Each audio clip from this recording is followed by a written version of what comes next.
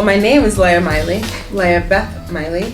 I am, if I'm allowing this to be me expressing the labels that I have assimilated to, I am a business owner, I am an entrepreneur, I am a Black woman, I am a believer in all the spirits, toying with the concept and belief system of Christianity, yogi, dance teacher, what did I call myself? An embodiment practitioner. I'm a doula, aspiring midwife. Yeah, those are some of the labels that I am. I think the concept of humility, the concept that we're all human, and like all of the things that encompass that. I think in that same realm, like the fact that we exist in a body is really crazy to me.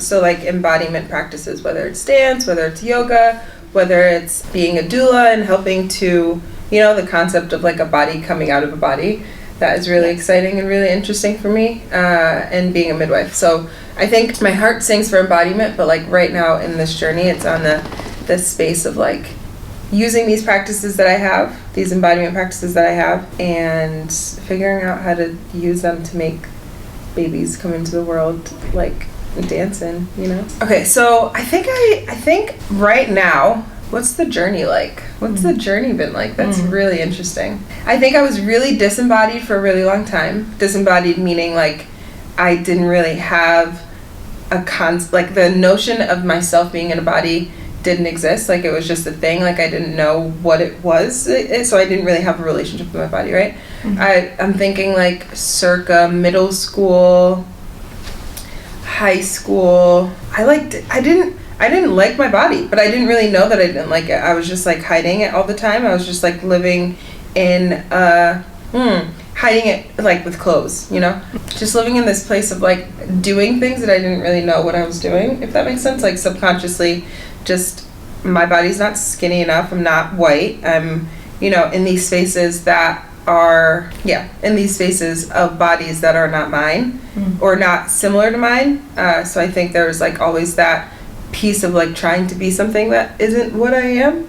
And then it was like, I don't know when.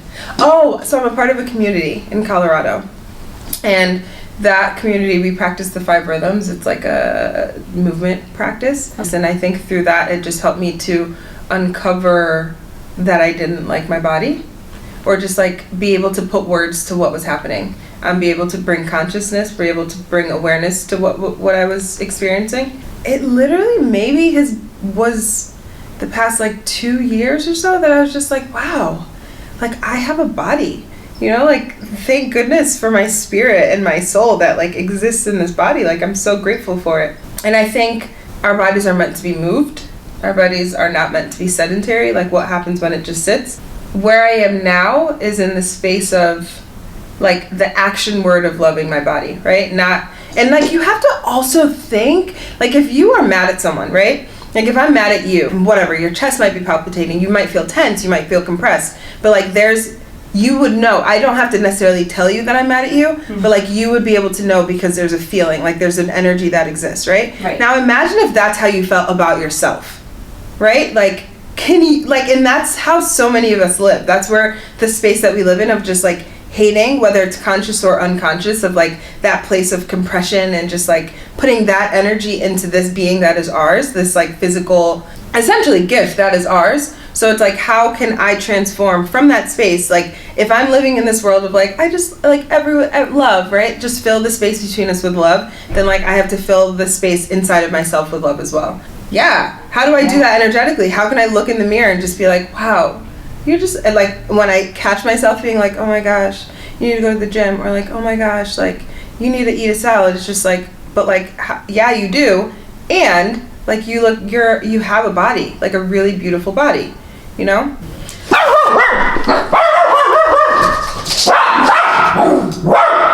So from that same space, like moving again into this, or continuing with this idea of like action word loving your body.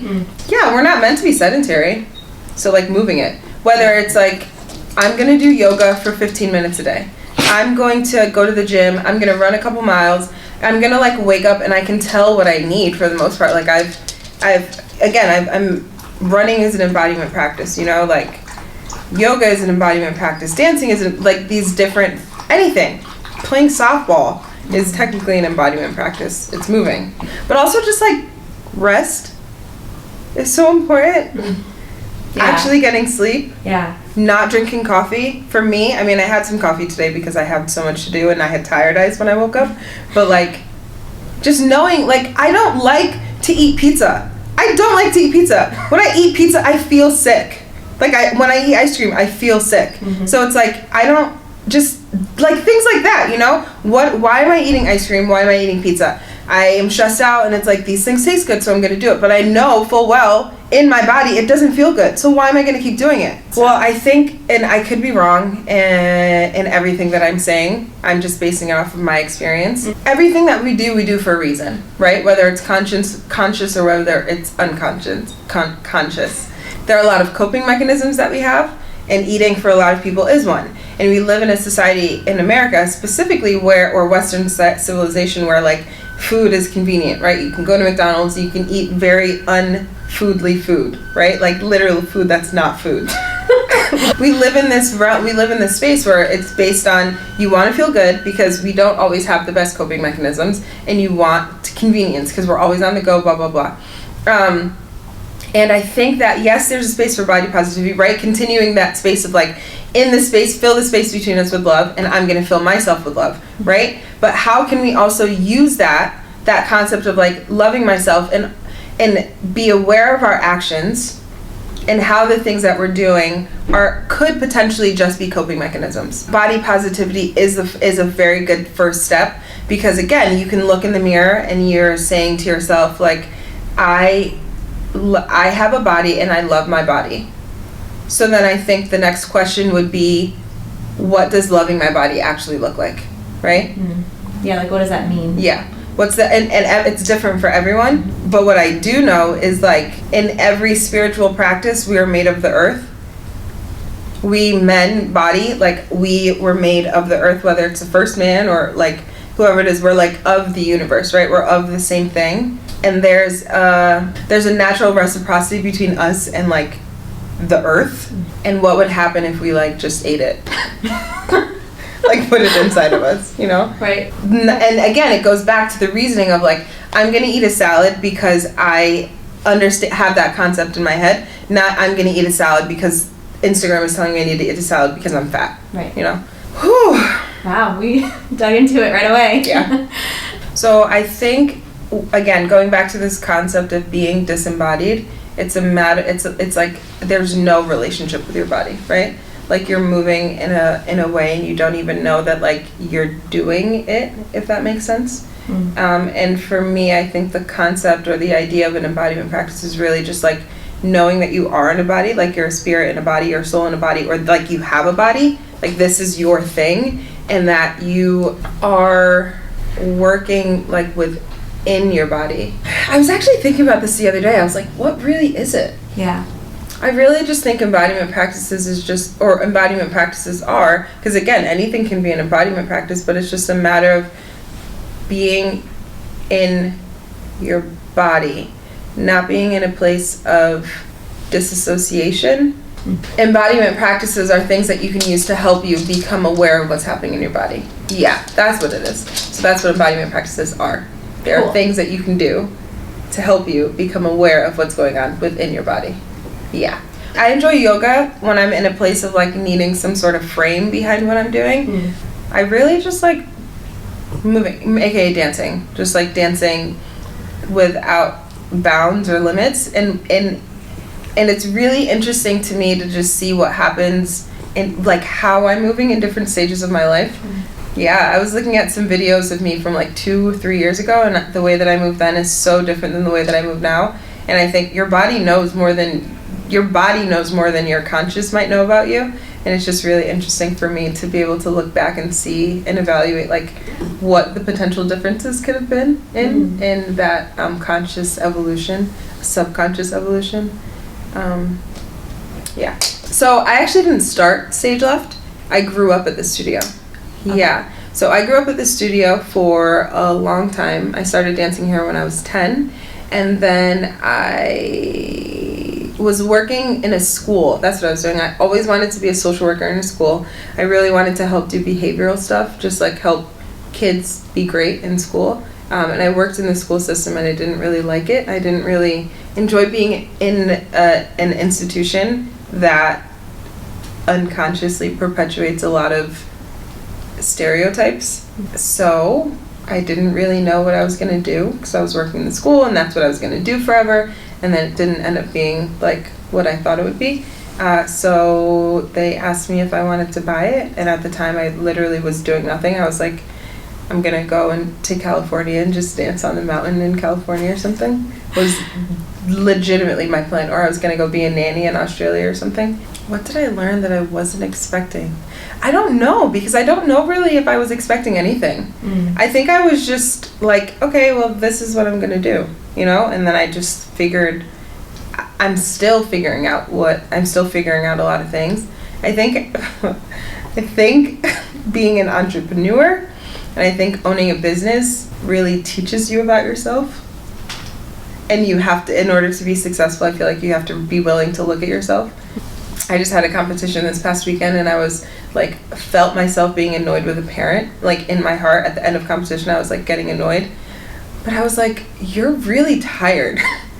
Maybe they're not doing anything. Maybe you're just really tired, right? So just being able to like take the ego out of some situations and just be like, this is what's really going on. It has nothing to do with anybody else. And I think what's also really interesting about owning a business is that I can only change myself, right? We can only change our individual selves, but I can't change you or the way that you speak to me or the way that you think about me. I can't change any of those things. So it's really helped me, I feel like, to, just look at myself in all situations and what I can do differently and what I could have done differently and whether or not it's actually me in that situation that needed to do something differently.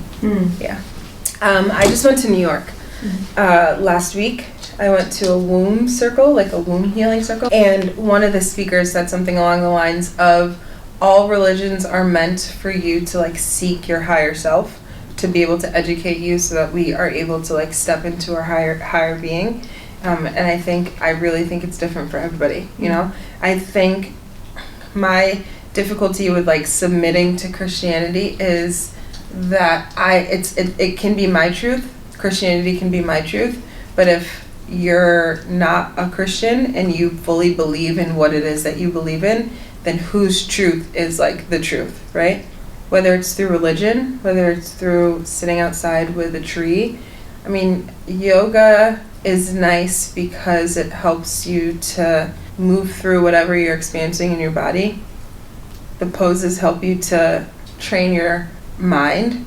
And I think we are really all connected to the divine.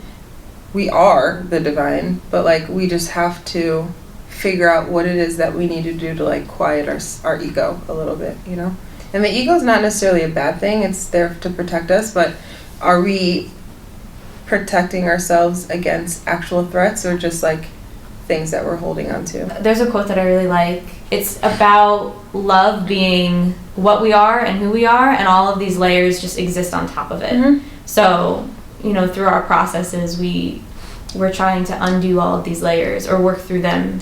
And I feel like there are certain practices that let us touch that love for a second. You have to be so intentional about it sometimes. But I just think all the practices that exist with an intention for us to be there will get us there, if that makes sense. Yeah, so it almost doesn't matter what the practice is, it's just how you feel about it. Really. I mean, because I connect with Christianity, I connect with music, I connect with like the communal aspect of church, I connect with that piece of it. But one of my friends is like divinely Buddhist, right? And like that's their connection to their higher being. So I don't know, I think it's really just dependent on a lot of things. Honestly, when I'm in Colorado, I think there's something really, so my mentor, her name's Melissa Michaels. She does a really, really beautiful job of creating the atmosphere and creating the space. And I think it's really beautiful to be around like 50 other people who are just like moving. And again, if we're in a space that's literally just filled with love, like the space between us is filled with love and there's 50 people emitting this like energy of love, then it's kind of a really Yeah, that's like, and it's a really great thing.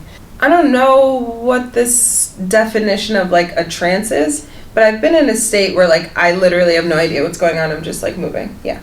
So. Yeah, or like a flow state or something like that. Yeah. Yeah, and I think it's so cool that through all these different mediums of art, people can experience that same thing. Well, art is that. Yeah. You know, like I'm reading a book and doing like a little bit of research about trees in the Bible because I'm so connected to trees. I know, sorry. Okay. I'm so connected with trees, and there's this the tree of life is in the middle of the Garden of Eden, right? So if you can picture this tree, right? Say this is the tree, and like this is the circle of the Garden of Eden, and this is like this tree of life is love, and like the Garden of Eden. Think, right? This might not be true, but this is how I visualize it. The Garden of Eden is just like barricaded, right? It's just the Garden of Eden and then the circle, and then the closer and closer and closer you get into this piece of love is like the closest you are to God, right? And I just think that when you're doing art, this is where you are, like in the Garden of Eden, like in the tree. In the center of in the center of all of it. Like even if you think about your chakras, like your heart chakra, like this is the thing. And like all other things like are coming into this space, or into the center line of like the chakra lines, you know. Yeah. Yoga is a language. It's a vocabulary, right? It's a movement vocabulary. I have been a dance teacher for like 15 years, and dance is a vocabulary of movement. Yoga is just another vocabulary of movement to me. It's a framework for me that allows people to go inward. I mean, I believe the chakras are a real thing, you know. It's just a physical, tangible concept or physical, tangible way of speaking about the center of who we are, of like the energy that we are. And again, it goes back to like this concept of embodiment, right? Like, where do you feel anxiety? Which chakra? Yeah. My throat. Right? Yeah. So throat and solar plexus are where you experience the anxiety, and yoga helps you to figure out how to target those chakras so that you can see them, if that makes sense. Like see what's causing this, like so that you can release that tension that's actually happening within you, to be able to understand where that might be coming from. You know what I mean? As opposed to like the ball just being there and you not necessarily knowing what to do to like release that blockage, if that makes sense. So my friend does energy work, and I hurt my big toe, and I like couldn't walk. And this was when I was like, oh my gosh, I'm getting back into dance, I'm gonna start taking class, and I couldn't walk. And I was like, what is going on? And she does energy work, and she was like, yeah, it has something to do with your throat chakra. Your throat chakra is like blocked. I was like, oh, okay. And then I would notice that I would go to Colorado. I was in Colorado, and every time I would dance, like I would be okay. It would hurt a little bit, but I would be okay. And I think it wasn't broken. I learned that I like went to the doctor. I learned it wasn't broken, so I was like, I'll be fine. I'll just like hurt a little bit. But I noticed that when I was in Colorado, I was dancing and everything was fine. But then any time something came up that I didn't want to talk about, my toe would start hurting. The toe that I had just hurt, it would literally start throbbing. Wow. So when I tapped into, or was able to understand, become aware of what I was running away from, like what conversations it was that I didn't want to have, I was able to kind of like unpack that, and that's what helped me to figure out how to open up my throat chakra.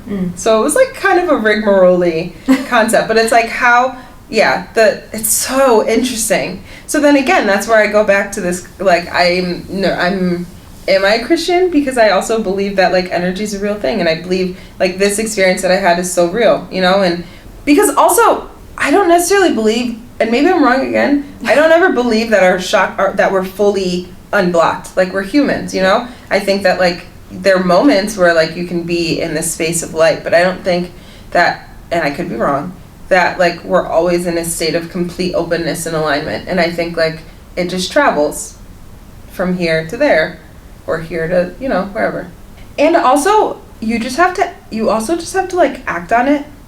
If you know that it's there, and can you be aware of when your throat chakra is blocked, and like the concept of thought or the concept of you vocalizing you won't do, and like when are those situations when you won't do something or say something, and how can you be aware of it and strengthen the muscle of like using your throat chakra?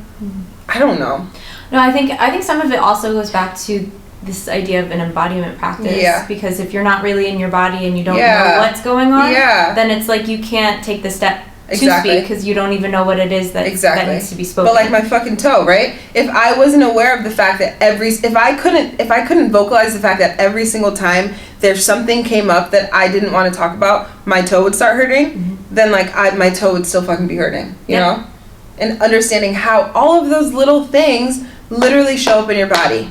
You're hungry and you want to eat. I'm hungry and I want to eat when I'm sitting down doing homework. I'm hungry and I want cookies and I want brownies when I'm sitting down to send emails. Why is it that that's a thing? Because I'm getting anxious and these are my grounding mechanisms, right? These are my grounding techniques, my coping mechanisms that I've used. So how can I become aware of that when I was doing homework at a dance competition and I was fine the entire day. As soon as I laid down, sat down to do this homework, I was like, I want some food, right? Right. And how can I understand that, know that, and move from there, you know? Yeah, man, embodiment's a really crazy thing. Because we live in our bodies and we're so not even connected to it. I mean, maybe not all dancers, but some dancers at least are able to be aware of. Like, you can vocalize that, like, I feel anxiety in my throat chakra, right? And I think that as dancers, we can do that, but we take for granted the fact that we can because we can, and a lot of people don't know where they feel anxiety, you know? Humility is, like, the only thing that I think is what we all need. I think that once we humble ourselves to the fact that we are all the same thing. And I think that once we humble ourselves to the fact that, like, I am as valuable as a tree because they need me as much as I need them, you know? Or a plant or a flower. Everything else comes from that, from me. Yeah, just understanding whoever you call God, right? The higher source, the creator, created with the same amount of love the fish that swims in the ocean, me. That for me is what humility is just being like, I am just as important as like that drop of water or like that fish that's now dying because it's eating a water bottle cap, you know? Like, we're an ecosystem. Yeah. We're a system, right? We're a system of like, this earth that we live on is a system. And I'm needed just as much as like they're needed, you know? Like, I think about this one thought that I have sometimes is just like, what if a tree, everything like the way that I understand life right now, and I'm sure it'll change in like a few years, the way that I understand life is through the idea of like a tree, okay? So like, imagine if a tree just held in the oxygen, like what would happen to the tree? I don't know what would happen to a tree because it's not a real thing, but like, it's meant to release oxygen for us, and we're meant to release CO2 so that the tree can exist. And that interdependence is like real. And then it goes back to like how we live our life. Like, are we meant to keep everything? No, we need to we give it to someone, like give, you know? We're not meant to hoard all these things. Like, yes, I have a dance studio, but everyone's welcome to use a studio. If I have something that's valuable to somebody else, then like, give it. I think my self-awareness is what I appreciate and what I find the most beautiful, because it allows me to not hold on to, or it allows me to try to not hold on to everything. It allows me a space for not detachment, but unattachment from things, unattachment from identities, unattachment from labels, unattachment from like circumstances and why certain things are the way that they are, unattachment from like rewards, like they're mine, but like they're also of the source, of the creator. Yeah, and I'm really appreciative of my self-awareness in the space of I'm able to see and hear my subconscious when it comes up and evaluate it, and my intuition. I really love my intuition. It's like really cool to like now at least start to submit to it a little bit more. We all have, like, our intuition is, we got it, like we have it, but we just allow ourselves to talk a little bit too much so that it's not necessarily there anymore. Or not, it's always there, but we talk a lot so it's not we don't listen to it. Yeah, there's a lack of trust, I think, sometimes in our intuition. I mean, again, everything that I'm saying is based off of my own personal experience. And I think that sometimes your intuition is not in, it doesn't feel like it's in direct alignment with what the rest of the world is doing, you know? Yeah. So there's a space of like hesitation there because you don't want to seem either crazy or you don't want to like go broke, you know? Like all of these earthly, worldly things that are real sometimes hinder our intuition. But then that goes back to the fact that like we're literally spirit beings experiencing birth. So what is, I don't want to say more important, but like we're just experiencing this, you know? Which is so cool. It's just so cool. Like you get to be miserable, you know? And it's, I mean, I'm also saying all this from a very privileged place. I'm not, like, I don't necessarily exist in like a privileged privileged body in Western society, but like I have a dance studio, you know, like I have a car, I have food, I have shelter, and there's so many places on earth, so many people on earth who are no different than you and I, who have been, you know, don't have those resources. So it's easy for me to say that, but if you're existing in survival mode, then you don't necessarily have the luxury of being able to say a lot of the things that I'm saying, you know? Yeah, really just be humble.